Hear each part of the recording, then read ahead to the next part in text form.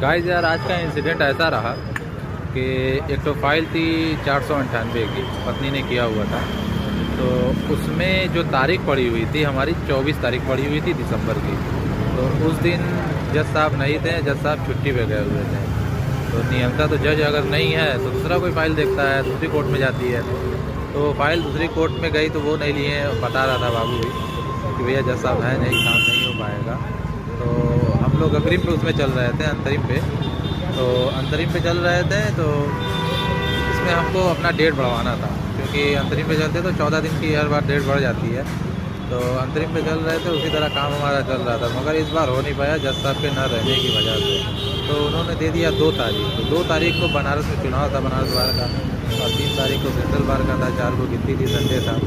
और 2 तारीख को फिर फाइल लगी हुई थी, तो फिर 2 तारीख को भी जज साहब नहीं थे। 2 तारीख को भी कुछ नहीं हुआ, फिर हम लोगों को डेट मिल गई 6 तारीख की। तो 6 तारीख को जो है हम लोग ज़रा काम हो जाएगा सोमवार को। 2 तारीख को ऐसा होगा कि भैया है नहीं, पहले NPW जारी होगा, फिर आपको रिकॉल कराना होगा, उसके बाद आपका काम हो पाएगा।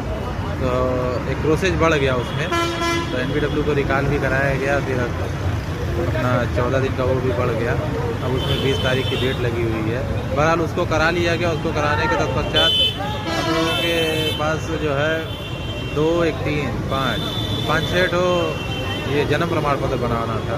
तो जिसके लिए उप जिलाधिकारी को देना होता है, क्योंकि अगर आपका साल 1.5 साल से ऊपर हो जाता है तो यहाँ से रिपोर्ट लगती है, यहाँ से वो भेजेंगे।